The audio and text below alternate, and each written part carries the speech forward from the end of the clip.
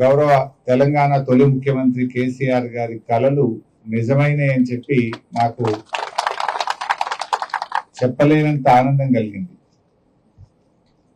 నాకు కూడా రైతుల కోసం చేసిన ఒక మంచి పని, రైతుల కోసం బీఆర్ఎస్ ప్రభుత్వం కేసీఆర్ గారి నాయకత్వంలో ఎన్నో మంచి కార్యక్రమాలు చేసింది. రైతులకు నగదు బదిలీ, రైతు బంధు పథకానికి రూపకల్పన చేసింది కేసీఆర్. కేసీఆర్ గారు 11 విడతల్లో 73,000 కోట్ల రూపాయల రైతు బంధు డబ్బులను కరోనా వచ్చినా, కష్టం వచ్చినా, పెద్ద నోట్లు రద్దయినా సమయానికి రైతు బంధు ఇచ్చిన నాయకుడు కేసీఆర్. ప్రపంచంలో ఎక్కడ లేదు, దేశంలో భారతదేశంలో లేనటువంటి రైతు బీమా పథకానికి రూపకల్పన చేసింది కేసీఆర్. రైతులకు కావాల్సింది 3 విషయాలు చాలా ముఖ్యం. నీళ్లు కావాలి, కరెంటు కావాలి, టైం మీద ఎరువులు కావాలి. కేసీఆర్ గారు నీళ్ల కోసం చెరువులు బాగు చేసిండు, చెక్ డ్యాములు కట్టిండు, పెండింగ్ ప్రాజెక్టులు పూర్తి చేసిండు, కాళేశ్వరం లాంటి ఒక కొత్త ప్రాజెక్టు తెచ్చి రైతులకు నీళ్ల బాధ లేకుండా చేసిండు కేసీఆర్ గారు. కరెంటు, ఒకనాడు కరెంటు ఉంటే వార్త నాటి కాంగ్రెస్ హయాంలో, కేసీఆర్ హయాంలో కరెంటు పోతే వార్త. 24 గంటల నాణ్యమైన కరెంటును రైతులకు ఇచ్చి బిస్కెట్ల లెక్క ట్రాన్స్ఫార్మర్లు అయితే ఇట్లా పంచిపెట్టినాం. ఎక్కడ కూడా లో వోల్టేజ్ లేకుండా, మోటార్లు రాలకుండా వందలాది ట్రాన్స్ఫార్మర్లు, లక్షలాది ట్రాన్స్ఫార్మర్లు రాష్ట్ర వ్యాప్తంగా ఇవ్వడం జరిగింది. సో ఆ కరెంటు బాధ లేదు. 3వది ఎరువులు. ఆటో డ్రైవర్ చెప్తే రాగా 5 బస్తాలు వేసుకురంటే వేసుకొచ్చి ఇంటికాడ వేసిపోయింది ఆటో డ్రైవర్. కేసీఆర్ హయాంలో ఎరువుల కొరత లేదు, పోలీస్ స్టేషన్ల ముందు లైన్ లేదు, రైతులు చలికాలంలో చలికి గిజగిజ వణుకుతూ లైన్లలో నిలబడే పరిస్థితి లేదు, వర్షాకాలంలో వర్షానికి దడుస్తూ లైన్లలో నిలవాల్సిన బాధ లేదు. ఎరువులకు బాధ లేకుండా కేసీఆర్ గారు అందించారు. నీళ్ళు ఇచ్చిండ్రు, కరెంట్ ఇచ్చిండ్రు, ఎరువులు ఇచ్చిండ్రు, పెట్టుబడికి డబ్బులు ఇచ్చిండ్రు. వ్యవసాయాన్ని అద్భుతంగా తీర్చిదిద్దిండు కేసీఆర్. రైతు గౌరవం పెంచిండు, రైతు చేతిలో ఉండే భూమి విలువ పెంచిండు కేసీఆర్. కానీ 2 ఏళ్ల కాంగ్రెస్ పాలనలోనే అంతా అస్తవ్యస్తమైపోయింది. ఇవాళ కరెంటు 12-13 గంటలు కూడా వస్తలేదు రైతులకు. సాయంత్రం 4 గంటలకు 5 గంటలకు పోతే పొద్దున 3 గంటలకు వస్తుంది. ఓనాడు 3 అవుతుంది, ఓనాడు 4 అవుతుంది. 12-13 గంటలే, 24 గంటల కరెంటు పోయింది. 12-13 గంటలకే కరెంటు పరిమితమైంది. ఈ ఎరువుల బాధ నా నోటితో చెప్పనవసరం లేదు. ఇదే నంగునూరులో పాపం మన గణేష్ పండుగ సందర్భంగా పండుగ ఇచ్చిపెట్టి చెత్తిళ్ళు పట్టుకొని వర్షంలో తడుచుకుంటూ నంగునూరులో ఎంత పెద్ద లైన్లలో నిలబడ్డారో మనమే చూసినాం రాష్ట్ర వ్యాప్తంగా. ఇప్పుడు యాసంగి పంటకు కూడా ఎరువులు దొరకక రాష్ట్ర వ్యాప్తంగా ఏదో యాపులు, మ్యాపులు, కార్డులు అని గోస పెడుతున్నారు. కేసీఆర్ గారు ఉండగా యాప్ లేదు, మ్యాప్ లేదు, కార్డు లేదు. ఆటో డ్రైవర్ చెప్తే ఇంటికాడ వేసిపోయింది. ఊళ్ళకే లారీలు పంపితే ఊళ్ళోనే అమాలి లేదు, ఆటో కిరాయి లేదు, కూలి పని పోలేదు. ఎవరి ఊళ్ళో వాళ్ళు ఎరువు బస్తాలు తీసుకునే పరిస్థితి నాటు కేసీఆర్ గారి హయాంలో ఉంది. ఎరువులియే చేతగాక యాప్లు, మ్యాపులు, కార్డుల కథ పెట్టిండ్రు. కొన్ని జిల్లాల్లో యాప్లు పెట్టిండ్రు, కొన్ని జిల్లాల్లో కార్డులు పెట్టిండ్రు. గోస పుచ్చుకుంటున్నారు రైతుల్ని. షాపుల్లో లేని యూరియా యాపుల్లో ఎక్కడికెళ్ళి వస్తుంది? షాపులు ఉంటే కదా యాప్లు వచ్చేది. నీ దగ్గర యూరియా లేక అది 3 సార్లు ఇస్తారట. ఆ ఇచ్చే 3 బస్తాలు, 2 బస్తాలు అది 3 సార్లు ఇస్తారట. మక్కకు మన ప్రాంతంలో రైతులు 5-6 సంచులు వేస్తారు. ఇవి 3 ఇస్తా, 4 ఇస్తా అంటే మరి అడిగి పోవాలి మిత్రుదానికి. కోతలు పెడుతున్నారు. ఆ ఇచ్చే 3 సార్లు ఇస్తారట. అంటే ఎన్నిసార్లు అమాలి కిరాయ, ఎన్నిసార్లు ఆటో కిరాయ, ఎన్నిసార్లు దుకాణాల చుట్టూ ఈ కార్డులు పట్టుకొని యాప్ల చుట్టూ, మ్యాప్ల చుట్టూ, ఆఫీసర్ల చుట్టూ రైతులు తిరగాలి. అంటే రైతుల్ని ఈ ప్రభుత్వం ఆఫీసర్ల చుట్టూ తిప్పుతా ఉంది, రైతుల ఉసురు పోసుకుంటుంది, రైతులను భిక్షగాళ్ళుగా మారుస్తున్నారు మీరు. అంటే నీ యూరియా బస్తాల కోసం ఎన్నిసార్లు తిరగాలి రైతులు? ఈ రకంగా అటు యూరియా సరఫరా బాగలేదు, ఇటు కరెంట్ సరఫరా బాగలేదు. రైతు బంధు రేవంత్ రెడ్డి వచ్చినాక 4 పంటలు వచ్చినాయి. 2 సార్లు ఇచ్చిండు రైతు బంధు, 2 సార్లు కొట్టిండు, సగం ఇచ్చిండు, సగమే కొట్టిండు.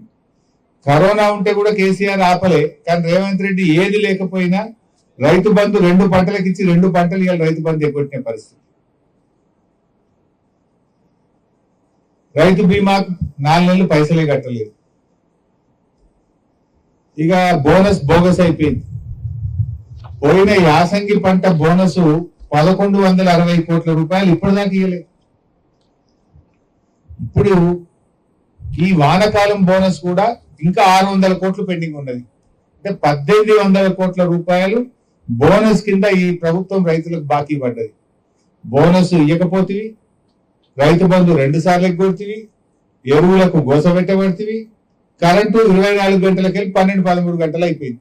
కరెంట్లో కోత పెడుతుంది, కరెంట్ల కోత, ఎరువులకు గోస, రైతు బంధు ఎగవేత, బోనస్ బోగస్. అసలు నువ్వు రైతులకు చేసిన మేలు ఏందో ఒక్కటి చెప్పు నాకు. కేసీఆర్ గారు ఉండంగా ఉన్నాయి కూడా నువ్వు ఇస్తలేవు, కొత్తగా ఇచ్చింది కాదు. కేసీఆర్ గారు ఇచ్చిన దాంట్లో రైతు బంధుల కోత పెట్టినవు, ఎరువులలో తిప్పలు పెడుతున్నావు, కరెంటులో కోత పెట్టినవు, నీళ్లలో కూడా కోత పెడుతున్నావు. ఇవాళ ఒక 30-40 కోట్లు ఇస్తే మెదక్ జిల్లా, సిద్దిపేట జిల్లా, కరీంనగర్ జిల్లాలో కాళేశ్వరం కింద 2 లక్షల ఎకరాలు పంట పండించవచ్చు. కానీ 2 ఏళ్లలో కాలువలకు ₹1 ఇస్తలేడు. పగబట్టిండు కాళేశ్వరం మీద, కక్ష కట్టిండు రేవంత్ రెడ్డి. ఎలా మెయిన్ కెనాల్ అయిపోయింది, బ్రాంచ్ కెనాల్ అయిపోయింది, పంట కాలువలు అవ్వాలి. నేను అడుగుతున్న 2 సంవత్సరాల్లో కాళేశ్వరం కింద 1 గజం కాలువ తవ్వినవా? 1 ఎకరా భూమి సేకరించినవా? పెట్టుబడి ఎంత అయిపోయింది? ఇప్పుడు మోటార్లు అయిపోయినాయి, పంపులు అయిపోయినాయి, రిజర్వాయర్లు అయిపోయినాయి, మెయిన్ కెనాల్స్ అయిపోయినాయి. ఏమున్నాయి? పంట కాలువలు తవ్వాలి. 50-60 కోట్లు ఖర్చు పెడితే 4-5 లక్షల ఎకరాలకు నీళ్ళు ఇచ్చే అవకాశం ఉంది. 50-60 కోట్లు ఇవ్వకుండా ఎందుకు కాళేశ్వరం మీద కక్ష కడుతున్నావు?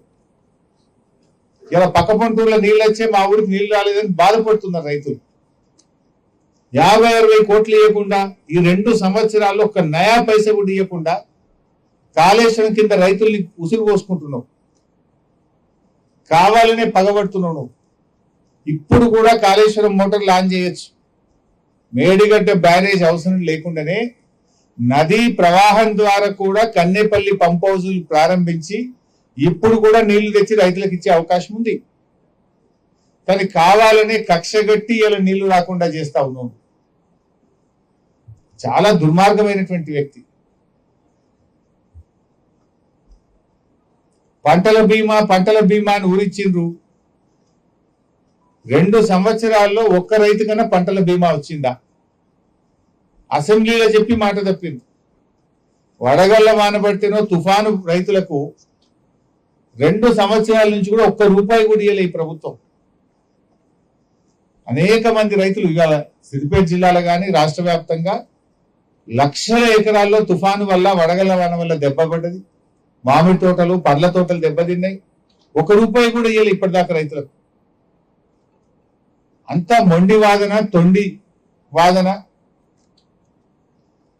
హస్తం గుర్తు కాస్త మొండి హస్తం అయిపోయింది. రైతుల పాలిట మొండి హస్తం అయిపోయింది.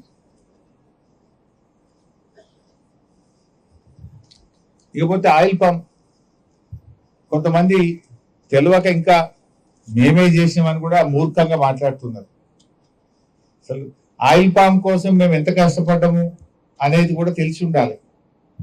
2016-17 సంవత్సరంలో నేను నీళ్ల మంత్రిగా ఖమ్మం జిల్లా పర్యటనకు పోతే అక్కడ మంత్రి గారు తుమ్మల నాగేశ్వరరావు గారు భోజనం పెట్టారు. ఆయన ఆయిల్ పంప్ తోటలో అన్నం పెడితే ఆడికి అన్నం తినడానికి పోయినాం. ఈ తోటను చూసి నేను, అరే ఇది ఏమైనా మా దగ్గర ఎందుకు లేదు సిద్దిపేటలో, దీని ఆదాయం ఎక్కువ, ఎకరాన 150,000 సంపాదిస్తున్నారు ఖర్చులు పోగా, ఇంకా కాఫీ తోటలు పెడితే 2 లక్షలు వస్తున్నాయి ఎకరానికి అని చెప్తే, అది ఇది నా రైతులకు మా ప్రాంతంలో సిద్దిపేటలో కూడా దక్కాలి కదా అని ఆ రోజు నా మెదడులో మొలిచింది. వెంటనే వచ్చి నేను ఈ ఆయిల్ పాముకు మన ఏరియా సూట్ అవుతుందా కాదా, అంటే మన ప్రాంతంలో పండుతుందా పండదా అని ఎవరు నిర్ణయిస్తారు?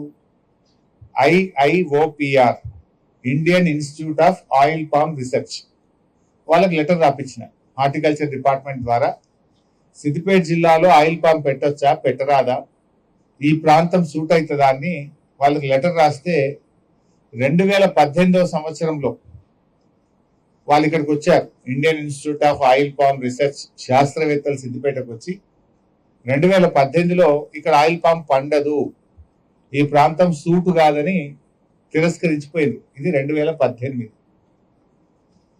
మీకు తెలుసు 2019-20ల కాళేశ్వరం నీళ్ళు వచ్చి సిద్దిపేట నేలను ముద్దాడింది. కాళేశ్వరం నీళ్ళు వచ్చి సిద్దిపేట నేలను ముద్దాడి అటు అంతగిరి, ఇటు రంగనాయక సాగర్, ఇటు మల్లన్న సాగర్, అటు కొండపోచమ్మ సాగర్, ఇటు గౌరవెల్లి అన్నిట్లలో నీళ్ళు వచ్చేసినాయి. కాళేశ్వరం నీళ్లను వాగులలో, చెక్ డ్యాంలలో వదిలినాం, చెరువులలో వదిలినాం, నీళ్ల సంపద పెరిగింది.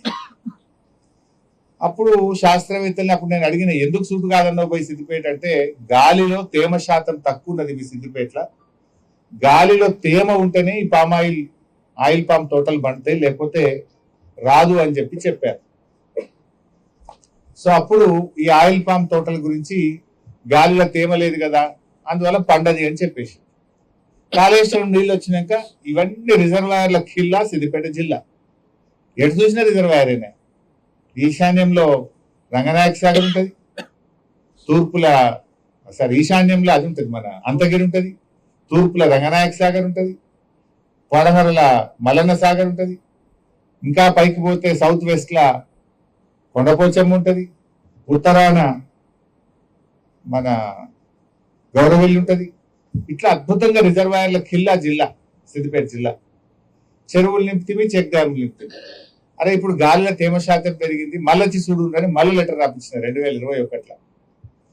రాస్తే 2021 జూన్ 5వ తేదీ కాదు 2021 జనవరిలో 2021 జనవరి నెలలో వాళ్ళు వచ్చి తిరిగి Indian institute of oil palm research వాళ్ళు, ఇప్పుడు సిద్దిపేట సూట్ అవుతుంది, సూపర్ సూట్ అవుతుంది, మీకు ఫుల్ నీళ్ళు అయిపోయినాయి, గాలిలో తేమ శాతం పెరిగింది, ఇప్పుడు పామ్ ఆయిల్ తోటలు సిద్దిపేటలో పెట్టచ్చు, ఆయిల్ పామ్ తోటలు అని చెప్పారు. చెప్పగానే నేను ఇది జనవరిలో వాళ్ళు సూట్ అవుతుందని చెప్పారు.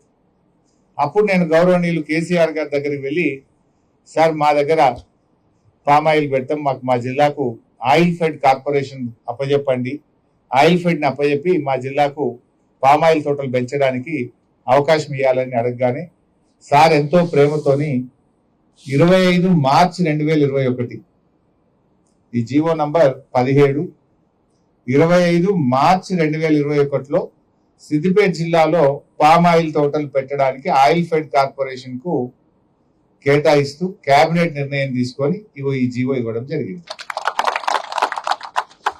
అంటే జనవరిలో Indian institute of oil palm research వాళ్ళు ఇక్కడ తోటలు పెరుగుతాయి ఓకే అన్నారు. మార్చిలో రాష్ట్ర ప్రభుత్వం కేబినెట్ లో ఆమోదించి పామ్ ఆయిల్ తోటల పెంపుకు ఆయిల్ ఫెడ్ కార్పొరేషన్ ఇస్తూ సిద్దిపేట జిల్లాకు కేటాయించింది. ఇది రాష్ట్రంలో అన్ని జిల్లాలకు ఇచ్చింది, సిద్దిపేట జిల్లాకు ఆయిల్ ఫెడ్ ఇచ్చింది. ఏ జిల్లాలో అయితే పామ్ ఆయిల్ పెరుగుతుందో అక్కడ పెట్టారు. తర్వాత మొక్కలు కావాలి, మరి జీవో వచ్చింది, మొక్కలు పెట్టాలి, నర్సరీ పెట్టాలంటే ఏడాది అవుతుంది. ఏడాది ఇప్పుడు గింజలు తెచ్చి పెట్టి 11 నెలలు దాటినాకనే మొక్కలు నాటాలి. ఏడాది ఎందుకు వేస్ట్ చేయాలని నేను అశ్వరావుపేటలో ఉండే మొక్కల్ని తెప్పించి 2021 జూన్ 5వ తేదీ రామచంద్రాపురం నంగునూరు మండలంలో ఫస్ట్ మొక్క నాటిన. ఎల్లారెడ్డి గారు అనే రైతు కమల అనే రైతు గారి తోటలో అశ్వరావుపేటకి వెళ్ళి మొక్కలు తెప్పించి జూన్ 5, 2021 నాడు మొట్టమొదటి పామాయిల్ మొక్క ఈ గడ్డ మీద సిద్దిపేట నేల మీద నంగునూరులో నాటిన. అంటే ఇప్పుడు మీరు అర్థం చేసుకోవాల్సింది ఎప్పుడు పడ్డది బీజం దీనికి 2018లో Indian institute of oil palm research వాళ్ళు వచ్చి సాధ్యం కాదు అన్నారు. కాళేశ్వరం నీళ్ళు వచ్చినాక 2021 జనవరిలో నీళ్లు ఫుల్ వచ్చినాయి, గాలిలో తేమ శాతం పెరిగింది, సాధ్యమైతుంది అన్నారు. 2021 మార్చిలో జీవో తెచ్చుకున్నాం, కేబినెట్ నిర్ణయం అయింది. 2021 జూన్ 5వ తారీఖు నాడు మొదటి మొక్కలు అశ్వరావుపేటకి వెళ్ళి తెచ్చి నాటినాం. ములుగులో ఒక నర్సరీ పెట్టాం, సిద్దిపేట జిల్లా. మన రంగనాయక సాగర్ చందలాపూర్లో ఒక నర్సరీ పెట్టాం. మొక్కల పెంపకం కూడా స్టార్ట్ చేసినాం. అట్లా మొత్తంగా మన సిద్దిపేట జిల్లాలో ఇప్పుడు 14,075 ఎకరాల ఆయిల్ పామ్ తోటలు సాగు జరుగుతూ ఉంది. 14,075 ఎకరాల ఆయిల్ పామ్ తోటలు జరుగుతూ ఉంది. ఇక ఇక్కడ పరిశ్రమలు పెట్టాలని ఆ రోజుల్లో మేము నంగునూరులోని నర్మెటలో దాదాపు 92 ఎకరాల భూమి సేకరించి పెట్టినాం. ఇది ఎక్కడో ఫ్యాక్టరీ ఎందుకు అని రెడీగా 92 ఎకరాల భూమి ఉందని ఈ ఫ్యాక్టరీకి మరి 300 కోట్ల రూపాయలు మంజూరు చేస్తూ రాష్ట్ర ప్రభుత్వం, ఆనాటి కేసీఆర్ గారి ప్రభుత్వం నిర్ణయం తీసుకున్నారు.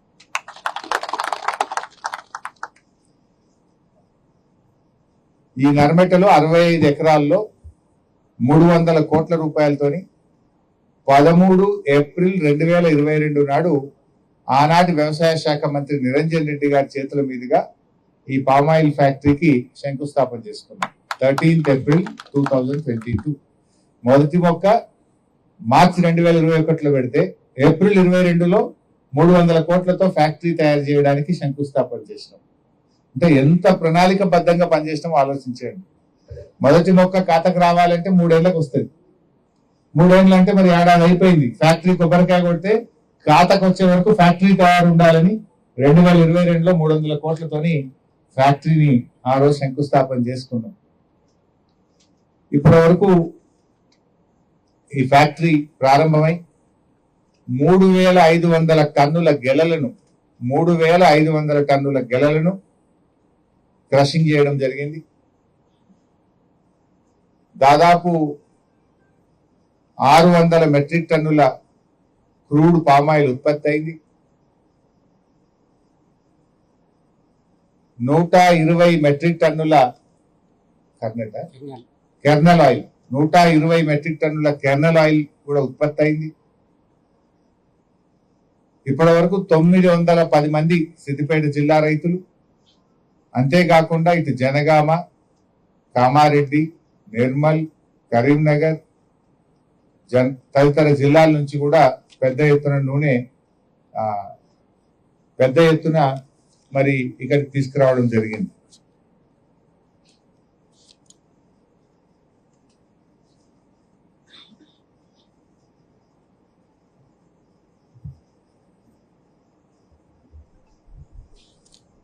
సో ఇట్లా మరి ఈ ఫ్యాక్టరీ అనేది ప్రారంభం కావడం నిజంగా నాకు చాలా సంతోషంగా ఉంది.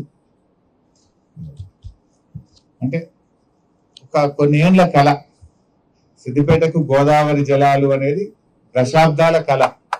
30-40 ఏళ్ల కళను కేసీఆర్ గారు గోదావరి నీళ్లు తెచ్చి ఈ ప్రాంతంలో సాగైతాము. నేను గతంలో 2016-17లో మొదటి నుంచి 2004 నుంచి ఈ ప్రజల దయతో కేసీఆర్ దయతో ఎమ్మెల్యే ఉన్నా.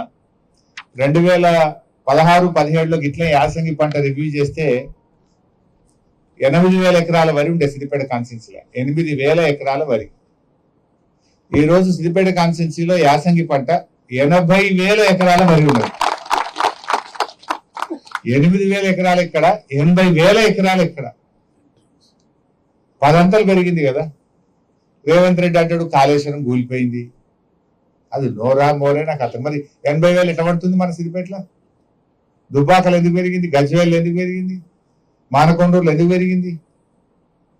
యాదాద్రిలో ఎందుకు పెరిగింది? ఇవన్నీ కాళేశ్వరం గాలకెళ్ళి వస్తున్నాయి. కాళేశ్వరంలోకి వెళ్ళి రాకపోతే, రంగనాయక సాగర్కి వెళ్ళి రాకపోతే అంటే పిచ్చి మాటలు. ఎంత సంతోషం. 8,000 ఎకరాలు పండే వరి 80,000 ఎకరాలు పండుతుంది అంటే ఇది ఎంత గొప్ప మార్పు. ఇవాళ ఆయిల్ పామ్ తోటలు ఎక్కడో ఆంధ్రాలో సముద్ర తీరానికే పరిమితమైన పామాయిల్ తోటలు ఇవాళ ఈ జిల్లాలో, ఈ ఉత్తర తెలంగాణలోని అన్ని జిల్లాల్లో పామాయిల్ తోటలు పండడం అంటే ఇది కేసీఆర్ గారి కృషి, ఆయన విజన్. అంటే రైతులకు మేలు కావాలనే తపన కేసీఆర్ది. అది ఇంత మంచిగా నీళ్లు ఇచ్చినాం, ఇంత మంచిగా కరెంట్ ఇచ్చినాం, పెట్టుబడి సాయం చేసినాం, రైతులకు ఇంత అధిక ఆదాయం 4 రూపాయలు ఎక్కువ వచ్చే పంట పండించాలని పాపం కేసీఆర్ గారు ప్రతి జిల్లాకు నర్సరీ పెట్టించిండు, ప్రతి జిల్లాకు ఫ్యాక్టరీని శాంక్షన్ చేసిండు. ఈ గవర్నమెంట్ వచ్చినాక పట్టించుకుంటలేదు. ఈవెన్ ఈ ఫ్యాక్టరీలో కూడా అప్పుడే మేము రిఫైనరీ అండ్ ప్యాకింగ్ కూడా శాంక్షన్ చేసినాం. రిఫైనరీ మరియు ప్యాకింగ్ ఇప్పుడు రెండు తయారైన ఇక్కడ. ఒకటి క్రూడ్ పామ్ ఆయిల్ వచ్చేసింది.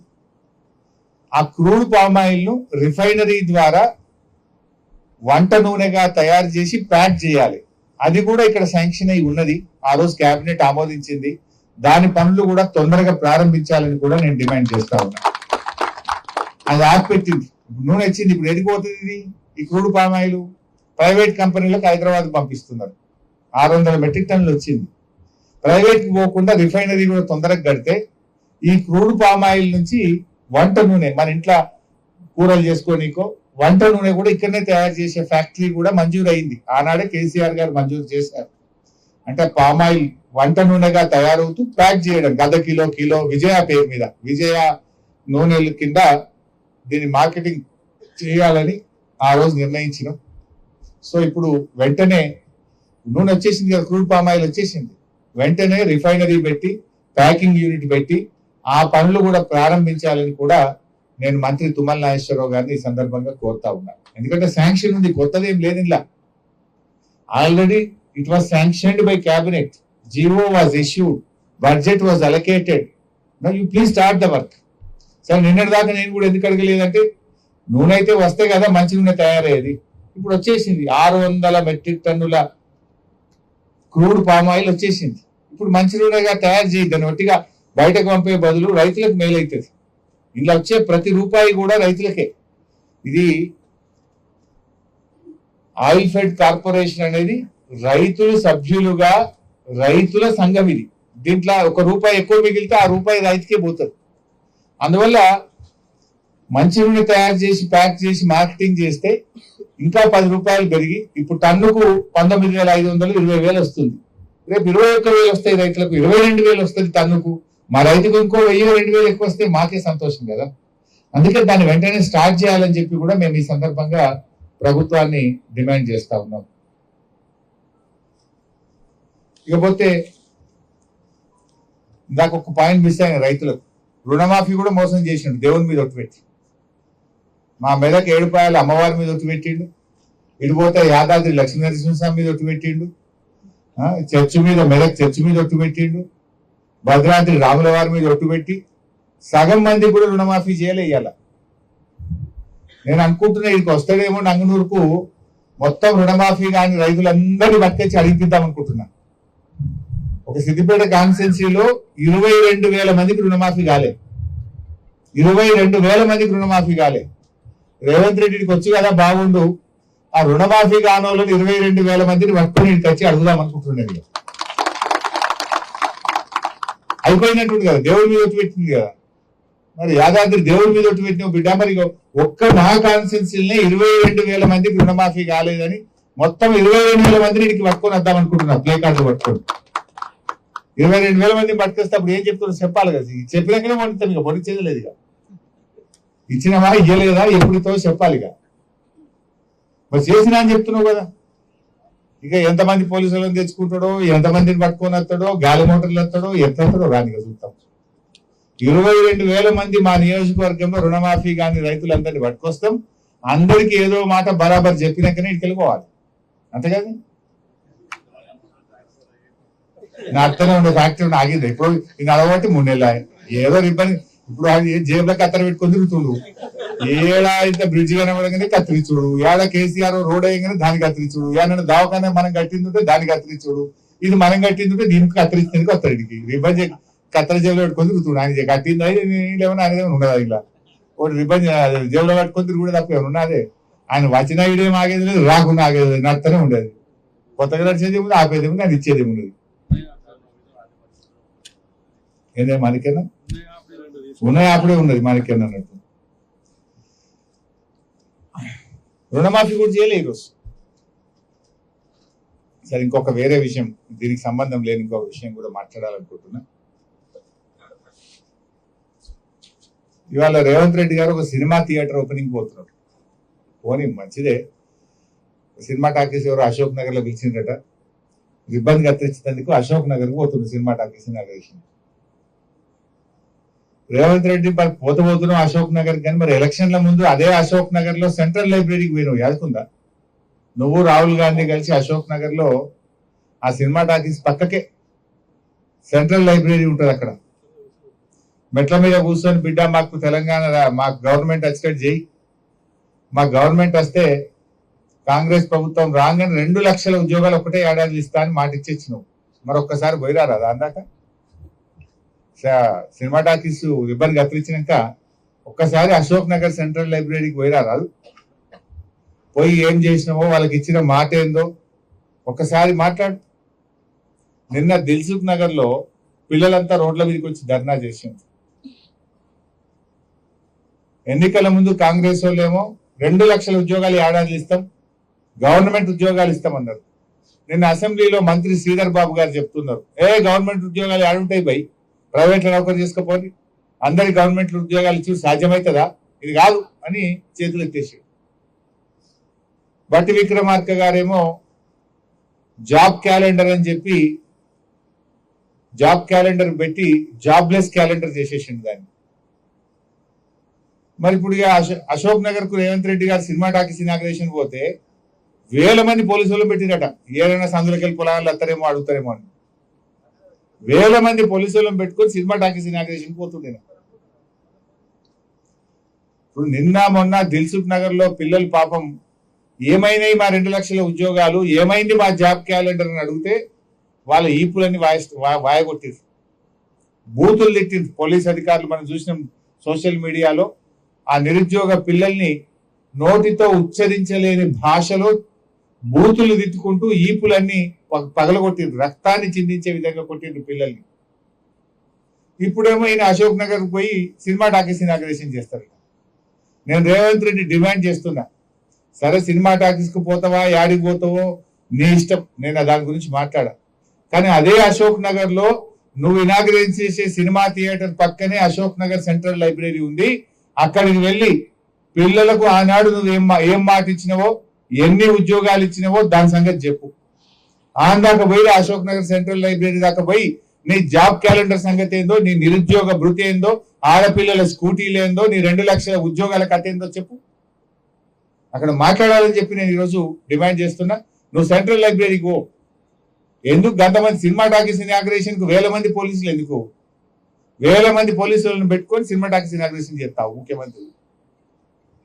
మరి ఎన్నికల ముందు అయితేనేమో ఆడికి పోతివి, ఇప్పుడు ఎన్నికలు అయిపోయినాక ఇక అశోక్ నగర్ సెంట్రల్ లైబ్రరీ యాడికి వస్తలేదా?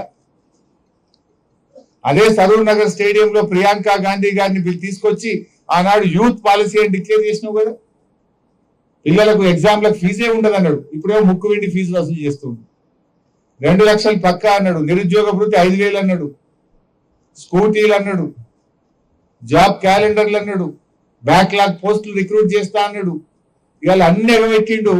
పోలీసు వాళ్ళని పెట్టుకొని ఇక ముంగట 4 వెనక 4 బండ్లు పెట్టుకొని సాటుకు తిరుగుతున్నాడు. ముఖ్యమంత్రికి ధైర్యం ఉంటే, చిత్తశుద్ధి ఉంటే, నిజంగా నిరుద్యోగ యువతకు న్యాయం చేసిన నమ్మకం ఉంటే నువ్వు Ashok Nagar central library visit చేయి. లేదంటే తోక ముడుచుకొని పారిపోతే నువ్వు నిరుద్యోగ యువతను మోసం చేసినట్టుగా భావించాల్సి ఉంటుంది.